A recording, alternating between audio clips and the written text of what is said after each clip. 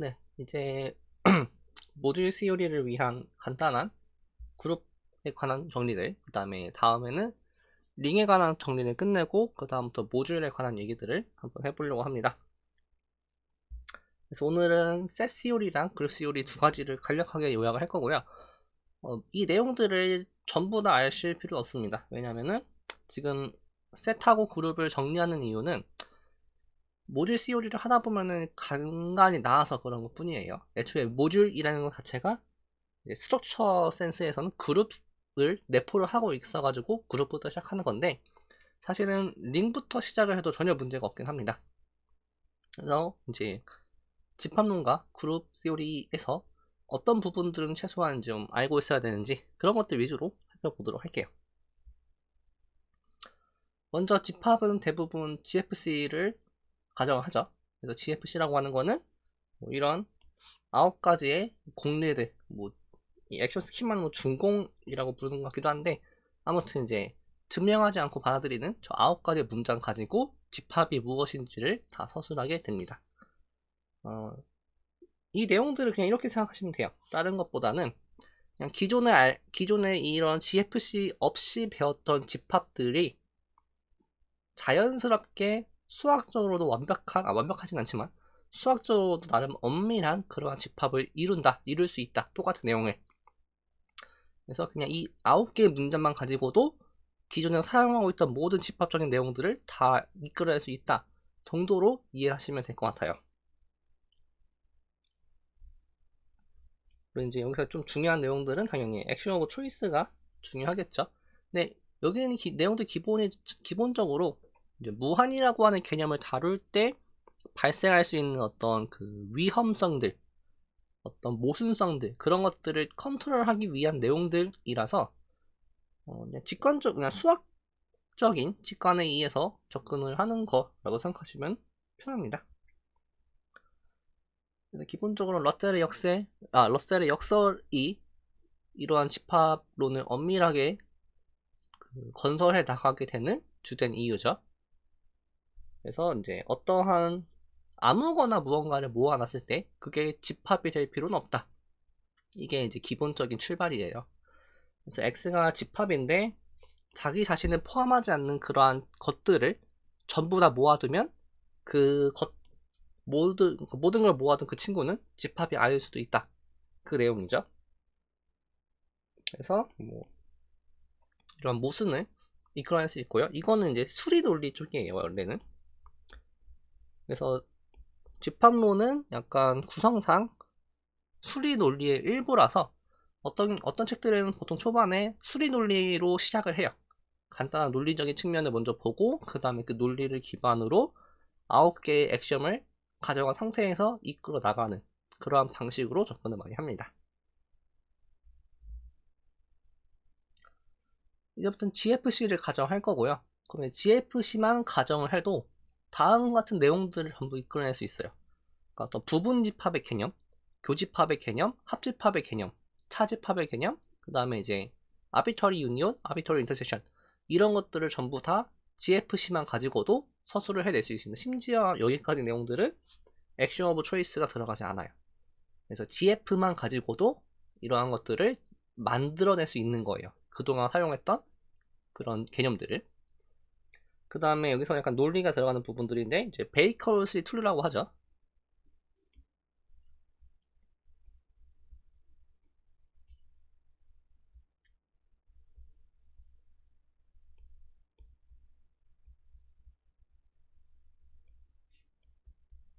이거였나요?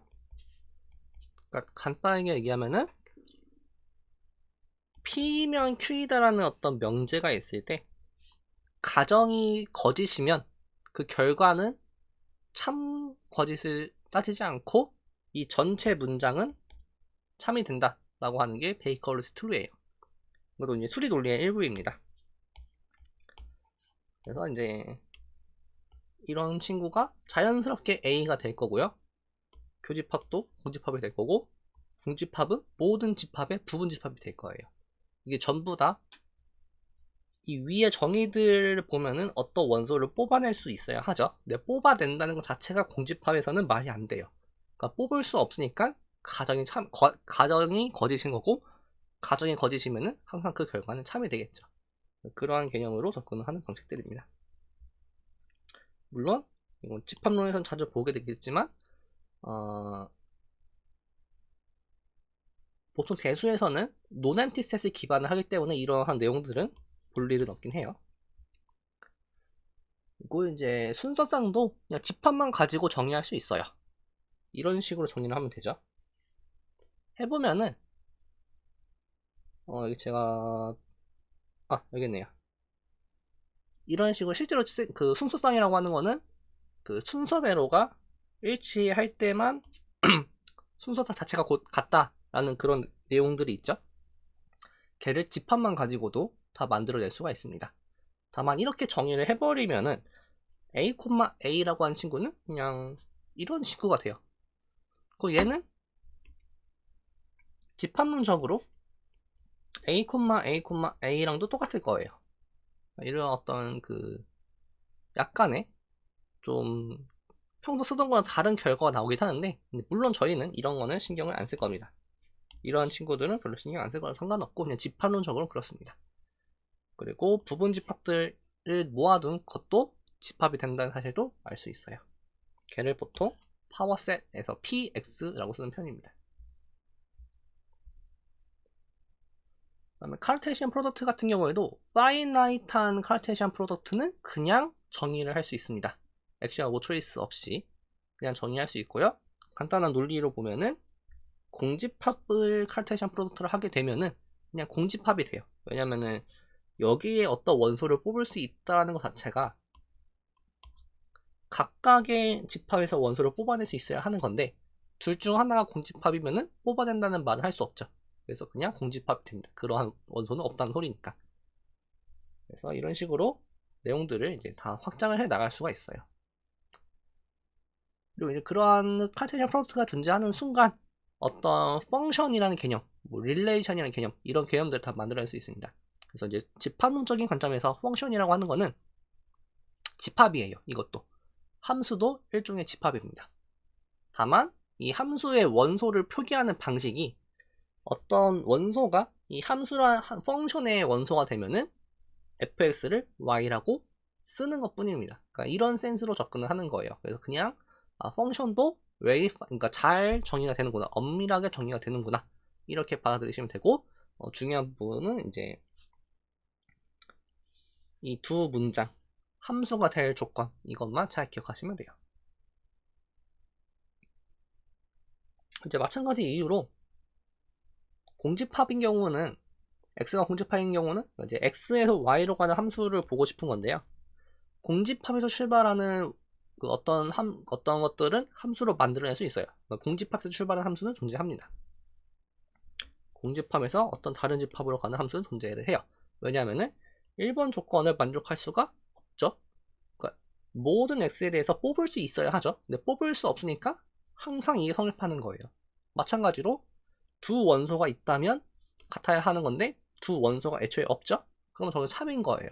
그래서 공집합에서 출발하는 함수는 존재하는데, 아쉽게도 어떤 그 공집합이 아닌 함수에서 공집합으로 가는 함수는 없습니다. 이러한 건 존재하지 않아요. 왜냐면은 x에선 뽑을 수 있어요. 하지만 여기에 들어가는 친구가 없죠. 그래서 이 부분은, 여기는 참인데 이 부분이 거짓이라서 그러한 건 존재하지 않습니다. 여기도 마찬가지고요. 그래서 공집합에서 공집합으로 가는 건 함수가 존재하지만 공집합이 아닌 거에서 공집합으로 가는 거는 함수가 없다라는 거, 이런 내용들도 얻을 수가 있습니다. 이게 나중에 카테고리 시오리 정도 갔을 때 이 내용이 필요할 수도 있습니다. 그리고 이제 제일 중요한 이퀴밸런스 릴레이션, 이 개념을 한 번쯤은 이제 해보시는 게 되게 좋아요. 그래서 이퀴밸런스 릴레이션이라고 하는 거는 이퀄리티를 일반화시킨 건데, 이퀄리티 성질 중에서 세 가지 성질, 리플렉시브하고 시메트릭하고 트랜지티브한 그러한 성질을 뽑아낸 어떤 릴레이션이 있다라고 하면은 걔를 마치 이퀄처럼 처리할 수 있다. 근데 그 이퀄처럼 처리하는 테크닉은 밑에 나와 있는 파티션의 개념입니다. 그래서 이퀴밸런스 릴레이션이 있다면은 파티션이 있고요. 파티션이 있다라고 하면은 이퀴밸런스 릴레이션이 있어요. 그다음 특히 이제 이퀴밸런스 릴레이션은 유도된 그 파티션들을 각각을 브라켓 X라고 쓰는 거예요. 그래서 이거 자체가 하나의 집합입니다. 그래서 이 X라고 하는 것 자체가 하나의 집합이고요.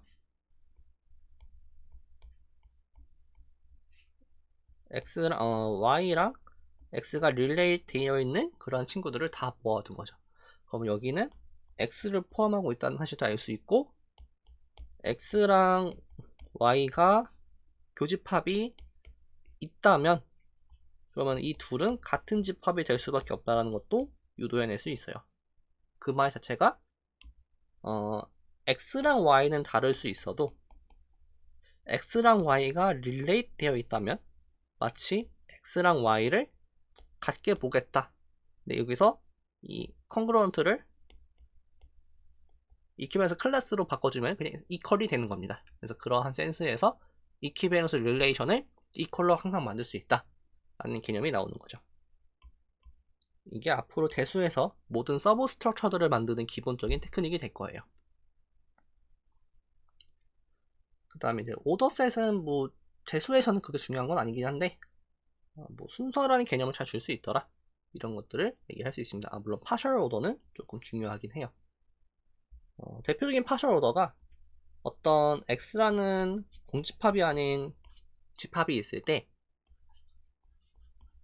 모든 부분집합들에 대한 집합에다가 부분집합 관계를 생각해보면은 이 친구가 파셜 오더, 줄여서 포셋이 됩니다. 그래서 이런 파셜 오더라고 하는 거는 순서가 부분적으로 있다 라고 생각하시면 돼요. 그래서 이 부분집합 관계는 정확하게 이 두 가지 성질을 만족을 한다라는 거를 알 수 있어요. 이제 액션 오브 초이스를 볼 건데, 액션 오브 초이스의 출발은 저도 잘 아직은 이게 엄청난 공부를 해본 적이 없어가지고 조금 설명이 틀릴 수는 있긴 한데, 저의 생각은 이겁니다. 초이스 한다, 무언가를 선택한다라는 개념이 수학적으로는 어떤 의미를 지녀야 하는지 거기서부터 출발을 한다라고 생각을 해요. 근데 셋 시어리라고 하는 거는 기본적인 언어가 어떤 일단 대상은 당연히 셋들이고요. 셋을 모아둔 대상에다가 멤버십 그 릴레이션 하나만 주어진 상태밖에 없어요. 그 다음에 뭐 이퀄리티 정도밖에 없는 그러한 이러한 언어밖에 없는 세상에서 초이스 한다라는 언어를 만들어야 해요. 거기서부터 출발하는 게 어떤 수학적인 의미를 가진다라고 생각을 합니다. 이제 수학적으로 추수한다, 뭔가 선택한다라는 개념이 뭐냐라고 하면은 어떤 초이스 펑션이 존재하는 경우, 그런 경우를 선택한다는 개념으로 정의를 내릴 수 있을 것 같아요. 이제 여기서부터 문제가 발생을 하는 겁니다. 만약에 어떤 집합들이 유한계밖에 없으면은 각각의 집합에서 선택한다는 개념, 즉 이러한 컬렉션에 대한 선택 함수를 유한계밖에 없으면 만들어내면 되는 거죠. 하나하나 뽑아내면 돼요. 그래서 문제가 없는데, 이 컬렉션이 무한계가 되는 순간부터는, 무한을 다루는 개념이 들어간 순간부터는 이게 직관적인 개념들이 안 통할 수도 있게 되는 거예요.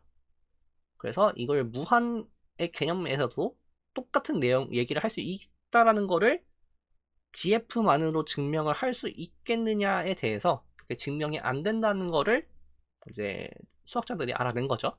그런데 이게 없으면은 어떤 내용들을 진행하는데 문제가 생겨요. 그래서 나오는 게 바로 액션 오브 초이스입니다. 액션 오브 초이스는 그냥 이런 거예요. 임의의 컬렉션이 있을 때, 근데 각각은 공집합이 아닌 집합이어야 해요. 공집합이 아닌 집합들이 있을 때 이러한 컬렉션이 유한계가 되던 무한계가 되든 상관없이 항상 초이스 펑션을 잡아낼 수 있다. 바꿔 말하면은 각각의 집합들에서 원소를 하나씩만 뽑아오는 행위가 가능하다라는 게 액션 오브 초이스라는 공리입니다. 이거 너무 당연한 거 아니야? 라고 생각할 수 있지만 무한의 개념이 들어갔다는 부분을 좀 조명을 해야 해요. 이 부분은 저도 뭐 따로 증명한 건 없는데, 이러한 사실들이 잘 알려져 있습니다. 예를 들어 이제 각각의 싱글톤 원소 하나짜리인, 그러니까 예를 들어 이 친구들이 전부 X알파인 그러한 상황이라면은 이때는 초이스 펑션이 존재한다라고 해요. 물론 이런 경우는 그냥 알파를 X알파로 보내면 되니까 그런 거겠죠. 그리고 인덱스가 파이나이트한 경우는 이제 수학적 기납법을 통해서 초이스 펑션이 있다는 사실을 알아낼 수가 있어요. 예를 들어 이제 집합이 하나밖에 없으면은 이 자체에서 아무거나 뽑아오는 행위 자체가 그게 초이스 펑션인 거죠. 그 다음에 뭐 n개를 가정했을 때 n 플러스 1번째 거는 앞에 n개만 가지고 초이스 펑션을 만들고 걔를 확장을 해 나가면 돼요. 그래서 수학적 기납법을 만들 수 있는데 저도 이거는 이번에 준비하면서 처음 알았던 건데 처음은 아니고 이번에 준비하면서 이제 새롭게 알게 된 건데 수학적 기납법으로도 액션 오브 초이스가 없으면은 카운터블리 액션 오브 초이스를 증명 못한다라고 합니다. 그러니까 무슨 소리냐면은 이 컬렉션이 카운터블 계여도 액션 오브 초이스 없이 저게 액션 오브 초이스 펑션이 있다라고 하는 거를 보이지 못할 수도 있다라고 해요.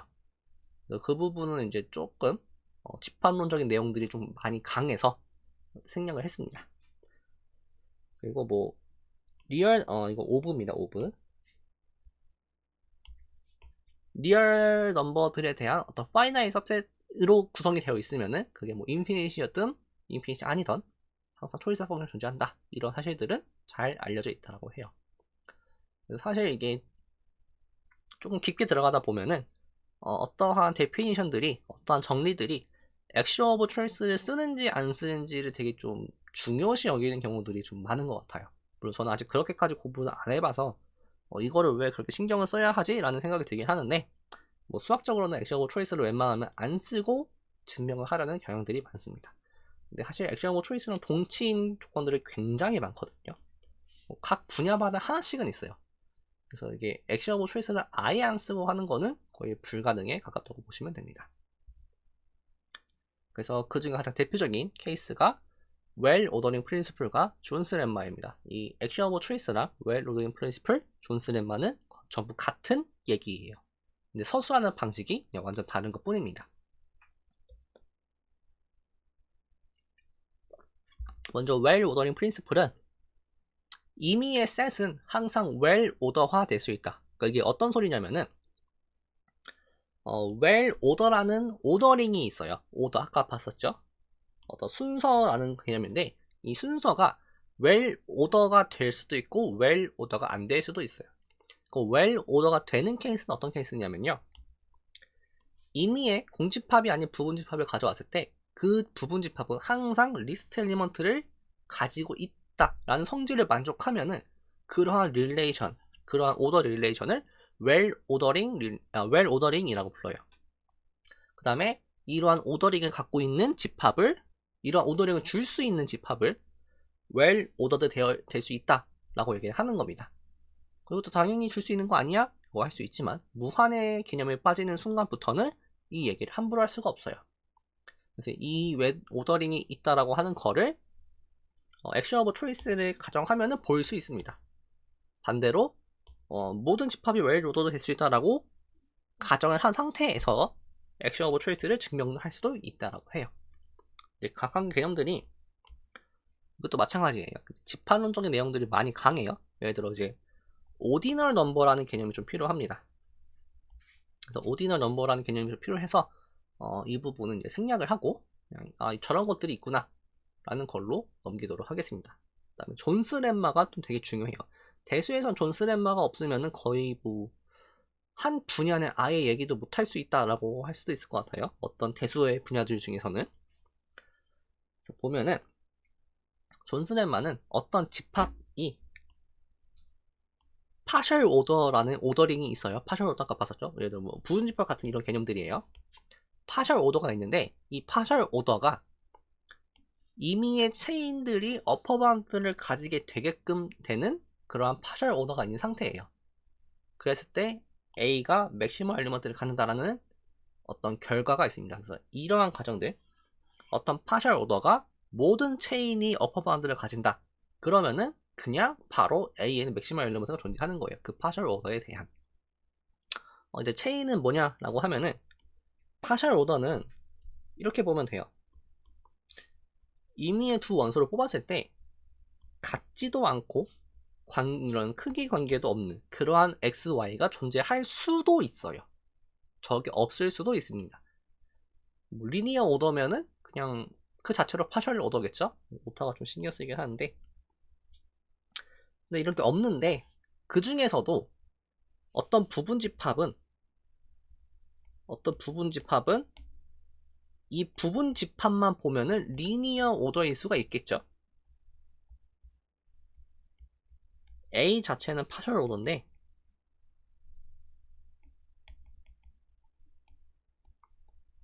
이 A의 부분 집합에는 리니어 오더를 가지게 되는 어떤 그런 부분 집합을 뽑아낼 수 있을 거예요. 그랬을 때 그 부분 집합 C를 체인이라고 부릅니다. 바꿔 말하면은 파셜 오더의 서셋 중에서 리니어 오더인 케이스를 이제 체인이라고 부르는 거예요. 그래서 이러한 체인이 있을 때 이 체인이 어퍼 바운드를 가지는 가정 하에서 항상 A는 맥시멈 엘리먼트를 뽑아낼 수 있다. 이것도 마찬가지입니다. 그 액션 오브 초이스를 가정한 상태에서 존스렛마를 보일 수 있다라고 해요. 그리고 존스렛마를 가정한 상태에서 액션 오브 초이스를 보일 수도 있어요. 참고로 이 존스렛마를 가정해놓고 액션 오브 초이스를 보이는 거는 제가 위상수학 튜터링에서 한번 한 적이 있습니다. 그 영상 중에 하나가 있어요. 어딘지는 까먹었는데 좀 후반부 영상 중에 하나가 있습니다. 제목 중에 존스렛마나 액션 오브 초이스 이런 것들이 있을 거예요. 그 다음에 이제 액션 오브 초이스를 가정하고 존스렛마를 보이는 것도 이제 뭐 오더링 개념들 같은 것들, 카디널리티 이런 것들이 좀 필요해가지고 이것도 따로 하진 않겠습니다. 이거의 기본적인 아이디어는 이거예요. 액션 오브 초이스를 가정한 상태에서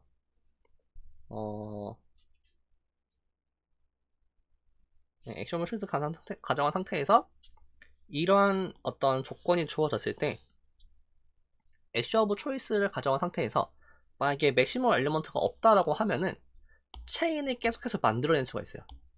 체인을 계속해서 늘려나갈 수가 있는데 그러한 체인들을 다 모아놨을 때 그 체인들에 대한 유니온도 다시 체인이 될 거예요. 근데 이 체인에 대해서도 또 다시 더 큰 체인을 만들어낼 수 있어야 하는데 이거가 이제 불가능하다라는 걸 보이는 방식으로 액션 오브 초이스를 가정한 상태에서 존스렛마를 보일 수가 있습니다. 이쪽에 모순을 이용하는 거죠. 그래서 이제 존스렛마라는 소설 방식을 조금 익숙해지실 필요가 있어요. 근데 이거는 뭐 모든 대조책에서 증명은 따로 하지 않아요. 증명은 따로 하지 않고 그냥 약간 뭐 다른 책을 보면 나온다라는 느낌으로 가는데 이 존스렛마 자체를 좀 쓰는 법을 익숙해지실 필요는 있어요. 왜냐면 가끔씩 쓰입니다. 여러 가지 분야들에서 가끔씩 쓰여요. 그래서 얘를 한번 써보면은 모든 벡터 스페이스는 베이시스를 갖죠 라는 거를 사실 그냥 어떤 수학적 사실처럼 받아들이고 있는데 얘를 이제 존스렛마를 이용하면은 증명을 할 수가 있습니다.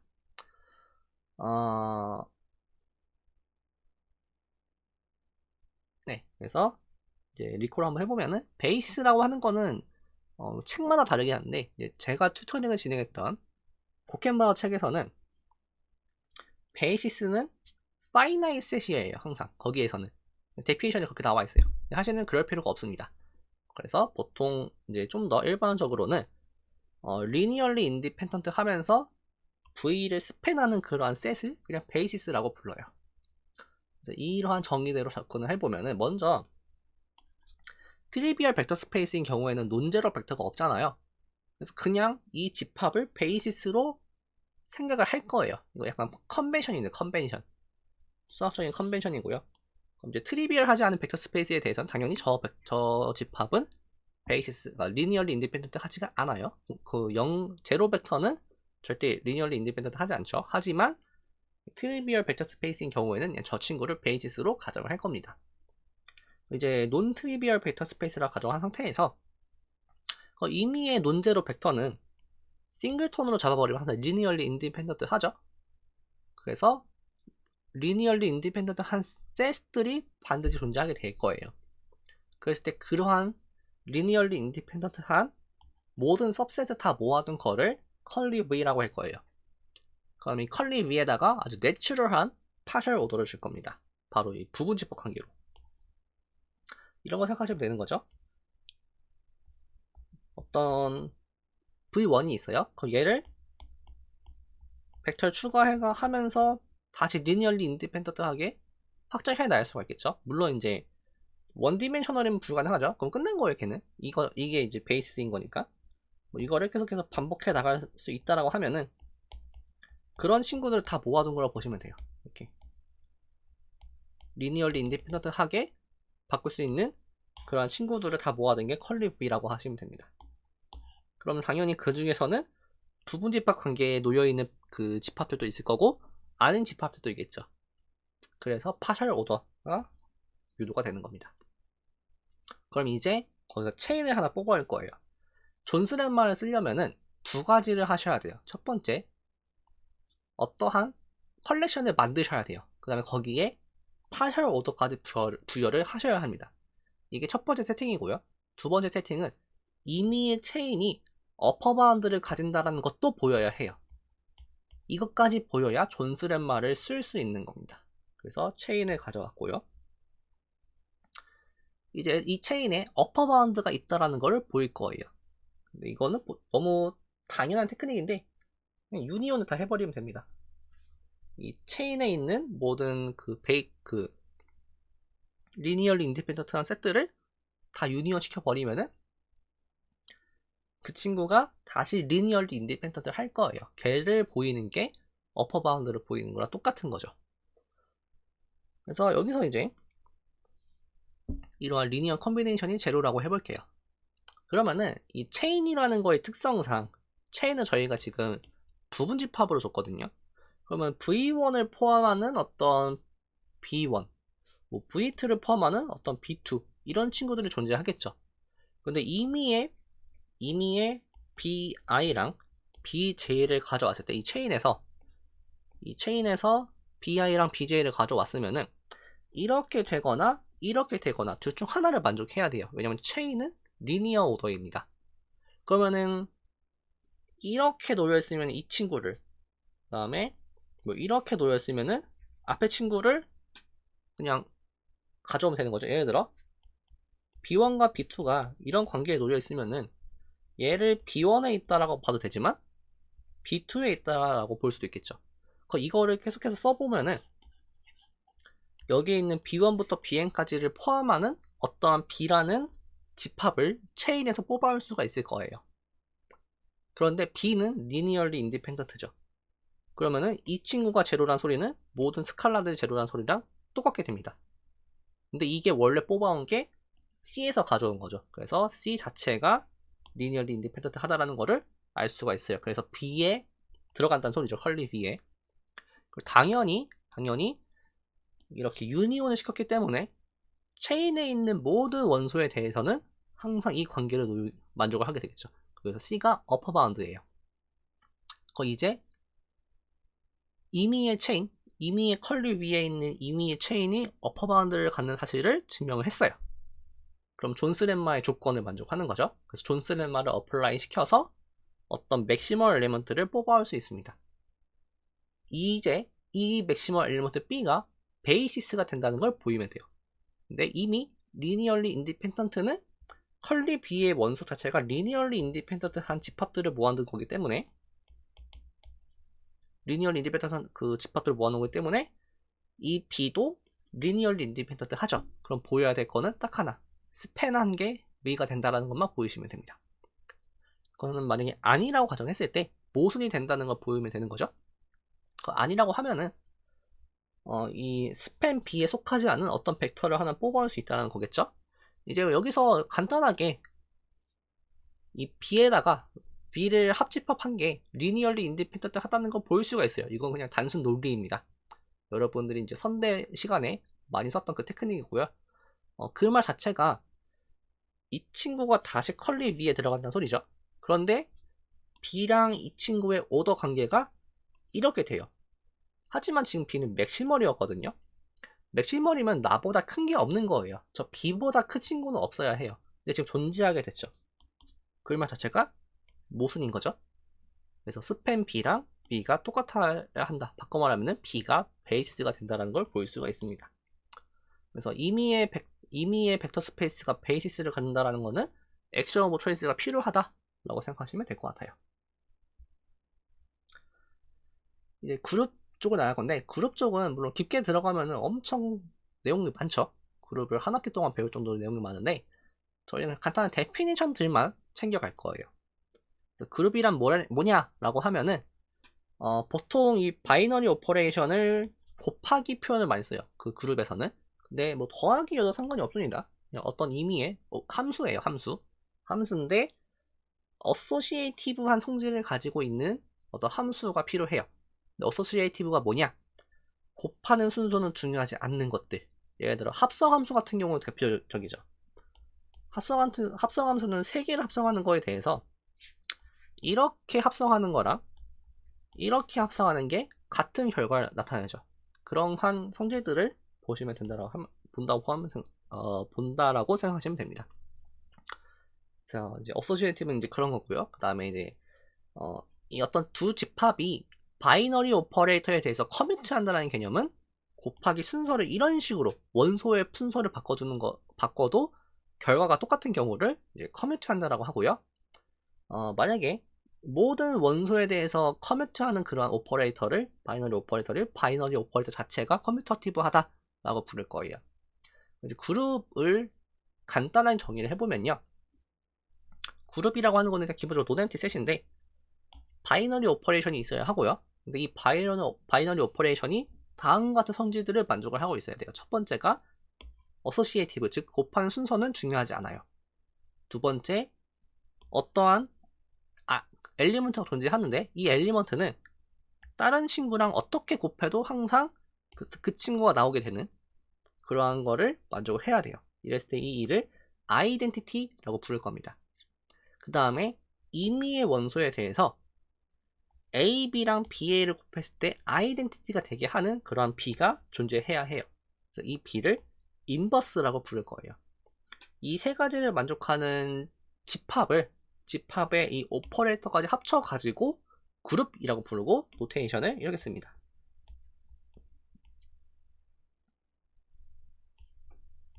이렇게 되는 게 이제 그룹이다 라고 부를 거예요. 만약에 이 오퍼레이터가 커뮤터티브까지 하다 라고 하면은 아벨리안 그룹으로 부를 거고요. 이 아벨리안 그룹이 되게 중요한 역할을 할 거예요. 그래서 이러한 친구들이 그룹이다 정도만 알고 계시면 돼요. 대표적인 예시들은 그냥 정수들, 유리수들, 실수들, 복소수에다가 플러스 생각하시면 되겠죠. 그다음 G모드 NG에다가 플러스, 그러니까 그 레지듀 클래스에다가 덧셈 구조를 줬을 때 그 친구들도 그룹적인 스트럭처를 이루게 됩니다. 퍼뮤테이션 그룹에다가 합성, 퍼뮤테이션 그룹들은 함수들이죠. 함수들에다가 합성을 줘도 여전히 그룹을 이루게 되겠죠. 그다음 뭐 다양한 예시들이 되게 많습니다. 예를 들어 벡터 스페이스의 덧셈 구조라든지 필드의 덧셈 구조 같은 친구들, 그 다음에 필드에서 제로를 뺀 거에 대한 곱하기 구조, 이런 친구들이 전부 그룹을 이루게 돼요. 그래서 그룹을 일단 첫 번째로 곱하기 이렇게 쓰지 않고 다트 노테이션에 쓰죠. 심지어 저 닷도 안 쓰게 될 거예요. 그룹을 표현할 방식은 크게 두 가지 표현 방식이 있는데, 이건 표현 방식이에요. 표현 방식. 데피니션이 아닙니다. 표현 방식이 있는데 덧셈 표현 방식이 있고 곱셈 표현 방식이 있어요. 덧셈 스트럭처에서는 아이덴티티를 제로라 쓰고 인버스는 마이너스 A라고 쓰는 거예요. 이거 이제 노테이션입니다. 그다음에 곱셈 언어로 썼으면은 아이덴티티는 1, 그 다음에 인버스는 이렇게 지수에 마이너스 1을 붙이는 이러한 방식으로 노테이션을 많이 쓸 겁니다. 일단 그 오퍼레이션이 하나밖에 없을 때는 곱하기 노테이션을 많이 써요. 왜냐면은 A 플러스 B로 쓰는 것보다 A 다트 B로 쓰는 게 좀 더 편하고요. 심지어 얘를 다트도 뺄 수가 있겠죠. 그래서 이러한 그런 그 노테이션 컨벤션을 위해서 보통 그룹 시오리는 전부 다 곱하기 노테이션으로 접근을 많이 합니다. 그래서 이런 사실들을 알아낼 수가 있어요. 아이덴티티가 유일하다, 그다음에 인버스도 유일하다, 그다음에 인버스의 인버스는 자기 자신이고 곱한 거에 대한 인버스는 순서를 바꿔주면 된다. 이런 것들 잘 생각해 보시면은 서양대조 시간에 다 증명했던 내용들이죠. 그게 다 통한다라는 거기서 출발했다라고 보시면 돼요. 그 다음에 캔슬레이션 로우가 성립한다. 이 캔슬레이션 로우는 기본적으로 그룹 시오리에서는 당연히 성립하는 성질들이겠죠. 그래서 양변에 인버스를 곱해주는 행위들, 그런 것들로 이러한 것들을 유도해낼 수가 있는 거죠. 이제 항상 수학에서는 어떤 두 대상들, 두 집합을 비교할 때는, 분석할 때는 함수를 통해서 분석해요. 아까도 초이스 펑션 함수였죠. 수학에서 뭐든지 분석하는 행위들을 함수라고 생각하면 되게 편합니다. 그러면은 이제 두 그룹을 비교하는 함수가 있을 텐데, 이 함수는 어떠한 성질을 만족해야 되냐? 그룹을 비교할 거면은 그룹 스트럭처를 유지를 해줘야 되고요. 앞으로 배울 링을 보존한다. 그럼 링 스트럭처를 보존해줘야 되는 거고요. 그 다음에 뭐 예를 들어 벡터 스페이스다. 그럼 벡터 스페이스 스트럭처를 보존해줘야겠죠. 그럼 모듈이다. 그럼 모듈 스트럭처를 보존해줘야 돼요. 이렇게 어떤 스트럭처들을 보존해주는 그런 함수를 보통 모피즘이라 불러요. 특히 이제 이러한 친구들, 또 집합들에 대한 내용들은 호모모피즘이라 부릅니다. 그래서 이제 호모모피즘은 뭐냐? 정확히 이제 그룹 호모모피즘은 뭐냐라고 하면은 임의의 두 그룹에 대해서 어떤 함수가 있는데, 이 함수가 곱하기 구조를 보존해주는 경우를 그룹 호모모피즘이라고 부를 거예요. 간단하게 얘기하면은 그룹 스트럭처를 유지해주는 함수다 라고 보면 되겠죠. 그 다음에 이 F가 바이젝티브한 경우를 아이소모피즘이라고 부르는 거예요. 대표적으로 리니얼리 인디펜던트는 덧셈 구조를 보존해주죠. 물론 덧셈 구조에다가 스칼라 멀티플리케이션 구조도 보존해줘요. 그래서 벡터 스페이스 구조를 보존해주는 거죠. 근데 덧셈 구조만 보존하는 것만 봐도 이미 걔는 호모모피즘이라는 것을 알 수가 있습니다. 그 다음에 이제 커널을 그 벡터 스페이스는 덧셈 언어로 썼기 때문에 이게 제로인 거고요. 지금은 그룹 스트럭처는 곱하기 구조를 보기 때문에 보통 커널이 1인 경우를 모아둔 거예요. 그러니까 덧셈 언어로 썼으면 이게 제로였겠죠? 똑같은 얘기입니다. 그 다음에 이미지도 똑같이 정리할 수 있어요. 이러한 새로운 언어들을 배울 수 있습니다. 그 다음에 뭐 항상 큰 집합이 주어졌을 때, 어떤 스트럭처를 가지고 있는 집합이 주어졌으면은 그거의 서브 스트럭처를 분석하죠. 그래서 서브 그룹이란 개념도 자연스럽게 나올 거예요. 그 서브 그룹은 뭐냐? 그룹 스트럭처 중에서 제일 중요한 두 성질을 만족을 해야 해요. 첫 번째 성질이 뭐냐면 일단 바이너리 오퍼레이션은 똑같이 인지수라는 걸 쓸 거니까 걔는 문제 없고, 인버스가 다시 H에 속해야 하고 곱하는 것도 다시 H에 속해야 돼요. 그럼 이제 그룹 스트럭처를 이루게 되는 거죠. 그래서 이 두 가지를 만족하는 그런 सब셋 H를 서브 그룹이라 부를 거고요. 그다음 노테이션은 이렇게 오더링 센스로 쓸 겁니다. 이거 자체가 하나의 파셜 오더를 이루게 될 거예요. 파셜 오더를 이루다 소리는 트랜지티브가 유지가 되는 거죠. 그렇게 보시면 될 거고요. 이 그룹을 간단하게 체크할 수 있는 어떤 정리가 하나 있습니다. 이게 뭐냐면은 이게 서브 그룹 크리테리언이라고 하는 건데, 어떤 सब셋이 서브 그룹인 걸 보이는 방식은 얘를 보이셔도 되고 이걸 보이셔도 돼요. 첫 번째, 아이덴티티가 포함이 되어 있고 X, Y 인버스가 포함이 되어 있으면은 이 자체만으로도 서브 그룹이 된다는 걸 볼 수가 있어요. 되게 간단한 건데, 결국 이러한 가정항 상태에서 얘를 보일 수 있으면 되는 거잖아요. 그러니까 이걸 보이는 거잖아요. 근데 이쪽은 당연한 겁니다. 해보면 똑같이 나와요. 위로 가는 건 간단한 게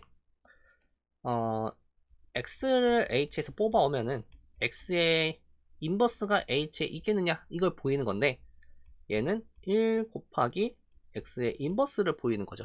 근데 이거는 지금 가정에서 H에 들어간다는 걸 볼 수가 있어요. 인버스가 존재할 거고요. 그럼 X, Y는 X, Y 인버스의 인버스죠. 근데 인버스는 지금 위에서 들어간다는 거 보였어요. 그거에 대한 인버스 곱한 것도 H에 들어가야겠죠. 그래서 이 친구가 이 두 가지만 만족을 해도 서브 그룹을 이룬다는 것을 알 수가 있어요. 그럼 이제 커널 F는 G의 서브그룹이고 이미지 F는 H의 서브그룹. 이 노테이션에서요. 이 노테이션에서 H의 서브그룹인 것을 알 수가 있습니다.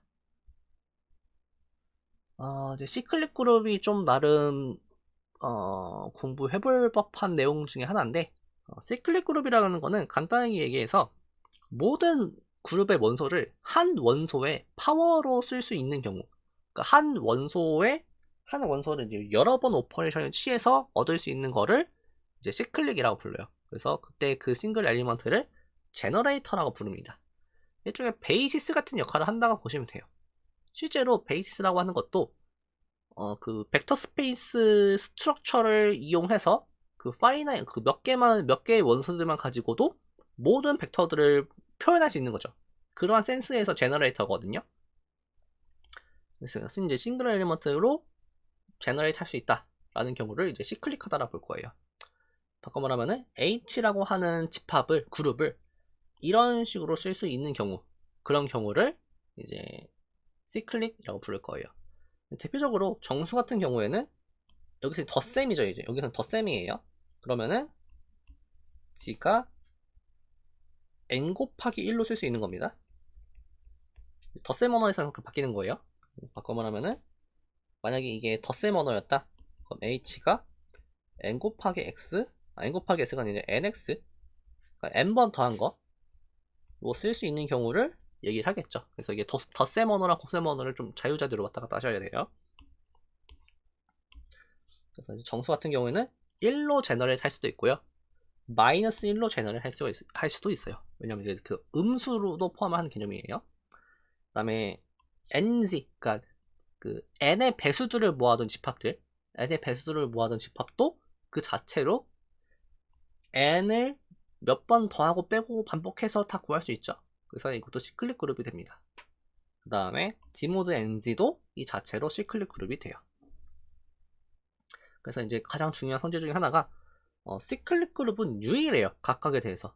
어떤 센스에서 유일하냐? 만약에 G가 인피니트하면 고민할 것도 없이 정수랑 아이소모픽하고요. 그러니까 아이소모피즘이 존재하고요. 그 다음에 만약에 G의 원소가 n개밖에 없으면은 G모드 NG랑 아이소모픽하게 됩니다. 이거 같은 경우에는 그냥 그 모피즘을 잡아주면 되는 거죠. 예를 들어 G가 시클릭인 경우는 제너레이터가 있을 거니까 이 제너레이터를 1로 보내는 그러한 모피즘을 생각해 보면 돼요. 그래서 만약에 G n이면은 얘를 n으로 보내는 이러한 그 맵을 생각해 보면은 이제 인피니트인 경우는 이렇게 재봐주는 게 아이소모피즘이 되고요. 파이나이트 케이스인 경우는 얘를 이제 m으로 바꿔줘야겠죠.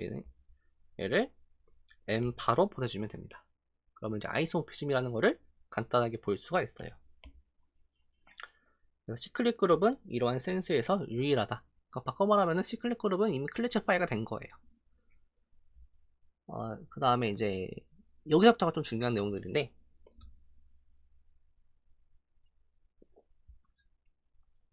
어떤 수학에서는 이제 어떤 스트럭처들을 만들어가는 방식 중에 어떤 큰 스트럭처를 만들고 얘를 리스트릭션 시켜가지고 만드는 어떤 큰 스트럭처가 있을 때 얘를 리스트릭션 시켜서 만드는 서브 스트럭처를 보는 관점도 있고요. 어떤 관점도 있냐면은 얘를 서브 스트럭처로 다 쪼개가지고 잘게 쪼개서 좀 엄청 크게 만들고 일종의 소분하는 거예요. 소분. 음식점에서 엄청 많이 만들고 조금씩 파는 걸 소분이라 부르죠. 이렇게 엄청 크게 만들어 놓고 덩어리로 바라보는 관점이 있어요. 그래서 이제 쿼션트라고 부르는데, 이 쿼션트로서 그룹이 될 조건이 있습니다. 그래서 그 부분을 마지막으로 하면 될 것 같아요. 그래서 어떤 그룹이 있고 H가 सब셋인데 데피니션을 할 거예요. 레프트 코셋, 라이트 코셋. 레프트 코셋이 뭐냐라고 부르면은 그러니까 임의의 원소 G에 대해서 이러한 친구들을 모아둔 집합을 레프트 코셋이라고 부를 거고, 이렇게 생긴 친구들을 모아둔 거를 라이트 코셋이라고 부를 거예요. 코셋은 뭐냐면은 컴플리먼트 set이라고 보시면 돼요. 컴플리먼트 셋이면은 이거 아닌가요? 라고 할 수 있는데 이 친구가 왜 컴플리먼트라 부르냐면요, 얘랑 A를 합하면 X가 돼서예요. 그러니까 그러한 어떤 성질들을 만족하는 친구들을 다 모아서 전체가 되는 경우들을 컴플리먼트라고 부릅니다. 그러한 센스에서 이제 이 친구가 코셋, 그러니까 이제 컴플리먼트 셋인 거예요. 그러니까 이러한 친구들을 모든 G에 대해서 다 모아 보면요, 그러니까 이러한 어떤 GH들을 다 모아 보면요, 이 친구들을 다시 유니온 시키면은 G가 될 거예요. 그러한 센스에서 코셋입니다. 근데 왼쪽에다 곱한 거라서 레프트 코셋, 오른쪽에 곱하면 라이트 코셋이 되겠죠. 여기까지는 그냥 이미 셋에서 정의를 한 거고요. 만약에 H가 서브그룹이었다 라고 하면은 이때 각각의 레프트 코셋들이 어떠한 그 이퀴밸런스 릴레이션 줄 수 있어요. 그 이퀴밸런스 릴레이션 어떻게 줄 거냐면은 X, Y가 릴레이트 되어 있을 조건을, 그거에 대응되는 레프트 코셋이 같은 경우, 라이트시면 라이트 코셋이 같은 경우, 이러한 경우를 릴레이션 줄 수 있고요. 얘가 이제 이퀴밸런스 릴레이션이라고 하는 거는 간단하게 보일 수가 있습니다. 이 방식으로 보이면 돼요. 이 방식으로 밑에 이걸 이용해서 이게 well defined 된 equivalence relation이라는 걸 볼 수가 있어요. 그럼 equivalence relation은 앞에서 봤듯이 equivalence 클래스가 존재하죠. 근데 그 equivalence 클래스가 그 자체로 코셋이 돼요. 코셋하고 똑같은 결과가 나타나는 끝이에요. 이러한 부분들이 있습니다. 그래서 이제 뭐 서브그룹이면은 이거 될 조건이 뭐 얘를 만족을 해야 하는 거겠죠. 그러면은 Y를 넘기고 H를 넘기면은 얘를 만족한다는 거겠죠. 근데 이걸 만족한다는 소리 자체가 이게 같다라는 거를 보일 수 있다라는 거예요. 이게 well defined 되는 어떤 성질들을 뽑아낼 수 있는 거고, 그럼 이제 이 코셋들을 모아둔 이 애를 이제 쿼션트 셋이라고 부를 거거든요. 이 쿼션트 셋에 오퍼레이션을 내추럴하게 주고 싶어요. 내추럴하다는 소리는 G의 오퍼레이션을 그대로 적용하고 싶어요. 그러려면은 이 집합을 여기에 대응시키는 게 가장 내추럴하겠죠. 근데 이거를 verify 되려면은 이게 얘랑 똑같은 거거든요. 이게 돼야 된다는 소리예요. 이걸 만족하는 경우에는 이렇게 줄 수 있다라는 거예요. 그럼 이걸 만족한다는 게 어떤 의미냐라고 분석을 해보니까 얘를 만족을 해야 합니다. 바꿔 말하면은 레프트 코셋과 라이트 코셋이 셋 티오리컬하게 같아야 해요. 이러한 조건을 항상 만족하느냐에 대해서는 만족하지 않을 수도 있습니다. 만족하지 않은 그런 서브 그룹도 존재해요. 그러면은 이걸 만족하는 서브 그룹은 되게 특별한 케이스인 거겠죠. 그래서 그 친구를 이름 붙여주기를 노말 서브 그룹이라고 이름을 붙여줄 겁니다. 그러니까 이제 쿼전트 그룹의 스트럭처를 주기 위한 최소한 조건을 만족한 거예요. 그래서 이러한 조건을 만족하는 모든 원소 G에 대해서 이러한 코셋이 H랑 똑같게 되는 그런 조건을 만족하는 H를 노말 서브 그룹이라 부를 거고요. 표기법으로는 이렇게 삼각형 해가지고 쓸 거예요. 참고로 노말 서브 그룹의 노말 서브 그룹은 원래 그룹의 노말 서브 그룹일 필요가 없습니다. 뭔 소리냐면은 H가 G의 노말 서브 그룹이고 K가 H의 노말 서브 그룹이라고 해서 K가 G의 노말 서브 그룹일 필요는 전혀 없어요. 트랜시티브한 그런 릴레이션은 아니에요. 노말 서브 그룹은. 그래서 이 친구를 분석하는 게 갈루와 정리 같은 데서 이제 좀 중요한 역할을 하겠죠. 그럼 이제 노말 서브 그룹이 있으면은 아까도 얘기했듯이 G모드 H의 오퍼레이션을 내추럴하게 줄 수 있어요. GH랑 G1H랑 XH랑 YH의 곱을 XY의 H로 내추럴하게 데피니션 할 수가 있습니다. 그럼 이 자체로 G모드 H 쿼션트 그룹은 쿼션트 셋은 그룹을 이루고 그때의 쿼션트 셋을 쿼션트 그룹이라고 부를 거예요. 얘는 이제 어떻게 보시면 되냐면은 G라고 하는 그룹이 있으면은 이렇게 쪼갠 거에 대해서 이 조각 한 조각들이 전부 다 이제 집합이 이제 포인트로 바라보는 거고, 그 포인트들에 대한 곱하기 구조를 줬다라고 보시면 돼요. 벡터 스페이스 언어로 보면은 이렇게 두 개 2디멘셔널이다 라고 하면은 서브 그룹은 항상 이제 1디멘셔널로 나타나겠죠. 아니면 뭐 제로거나 전체거나. 그랬을 때 이렇게 그 라인들 하나하나를 하나의 벡터로 번다라는 거예요. 그렇게 준 거로 보시면 됩니다. 그래서 이러한 방식이 있고요. 커널은 항상 노멀 서브 그룹이에요. 얘를 생각해 보시면은 G 커널 G 인버스를 한번 생각해 볼게요. 여기에서 예를 들어 X를 뽑아 오면은 fx가 제로라는 거죠. fx가 제로라는 건데 gxg 인버스는 f 1인 거죠. 지금은 곱하기 1을 쓸 거니까. 그러면 g fx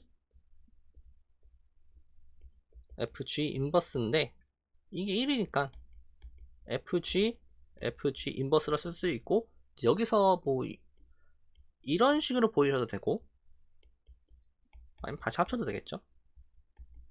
그러면 f1이니까 1이죠. 그래서 g xg 인버스가 다시 커널 f에 들어가게 됩니다. 그래서 항상 커널은 노멀 서브 그룹을 이룬다는 것도 알 수가 있어요.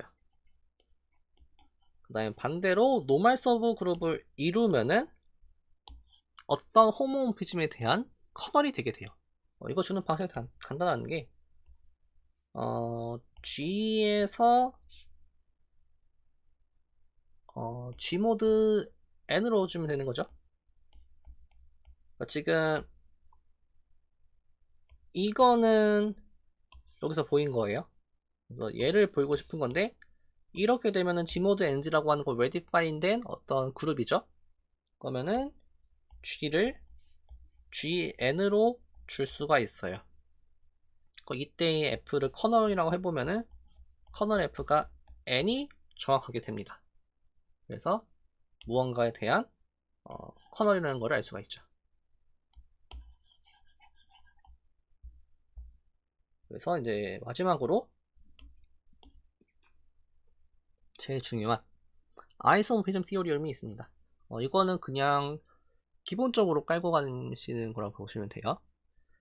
임의의 호모모피즘이 있으면은 그 첫 번째 G 그룹에다가 커널러가 이제 이런 느낌인 겁니다.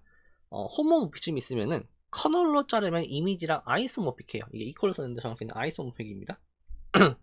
아이소모픽해요. 이제 이런 식으로 대수는 계속 접근을 해 나갈 거예요. 아이소모픽한 거를 하나처럼 볼 거예요. 이제 얘를 어떻게 볼 것이냐라고 하면은 아이소모픽 보이는 방식은 간단하죠. 그냥 아이소모피즘을 잡아주면 돼요. G 모드 커널 F에서 이미지 F로 가는 그러한 맵을 하나 잡아주시면 되는 거죠. G 커널 F를 FG로 보내면 되는 거죠. 그럼 여기서 이게 redefine 되는 거를 한번 살펴보셔야 돼요. 그 redefine 되는 걸 보인다는 소리는 X 커널 F랑 Y 커널, 일단 모든 커널 F에 대해서 일단 이렇게 주는 거 자체는 잡아줄 수 있죠. 그 문제가 없고요. 그 다음에 만약에 이 두 개가 X랑 Y는 같을 필요가 없지만 집합적으로 같은 경우에 그때는 fx랑 fy가 같은지 다른지를 찾아주셔야 되는 거죠. 왜냐면 이게 redefine 되려면은 같은 친구를 집어넣으면은, 그러니까 지금은 이제 여기에서는 이 친구들이 다 하나의 그 포인트들이에요. 같은 포인트를 집어넣었을 때 같은 결과가 나와야 돼요. 그 말이 이게 같냐를 물어보는 건데, 여기에 원소라고 하는 거는 이거 조건이 뭐였냐면요, y 인버스 x가 커널 f에 들어가야 하는 거였죠. 그러면 f y 인버스 x가 1인 건데 얘를 분리해 줄 수 있고요. 그 다음에 참고로 인버스는 호모표즘에서 그냥 분리가 커뮤니티브한 어떤 관계를 이룹니다. 이걸 만족하는 거라서 fx가 fy랑 같다는 거를 알 수가 있어요. 그러니까 well-defined 펑션입니다. 그 다음에 이제 이 친구에 대한 그룹 스트럭처를 유지하는 거는 너무 당연해요. 얘를 제가 f 틸다라고 해볼게요. f 틸다에 x 커널 f, y 커널 f는 f 틸다에 xy 커널 f죠. 이거 정의였죠. 곱하기 정의였어요. 얘는 데피니션상 fxy고요. 얘는 fx, fy일 거고, 얘는 다시 f의 틸다의 x 커널 f, f 틸다의 y 커널 f가 될 거예요. 그러면 곱하기 구조를 유지해줬죠. 그래서 이게 호모모피즘이 된다는 것도 알 수가 있습니다. 그럼 남는 거는 아이소모피즘인지 즉 바이제티브인지를 보이는 거죠. 먼저 간단하게 여기에 원소는 FG 형태로 쓰였죠. 근데 FG는 그냥 이 G가 G에 속하기 때문에 얘랑 같게 되겠죠. 그러니까 이미지, 그러니까 서제티브한 거죠. 서제티브한 것도 볼 수 있고요. 그 다음에 앞에서 이제 이거를 빼먹은 것 같은데 뭐 선행대수랑 똑같습니다. 커널이 트리비얼 하면은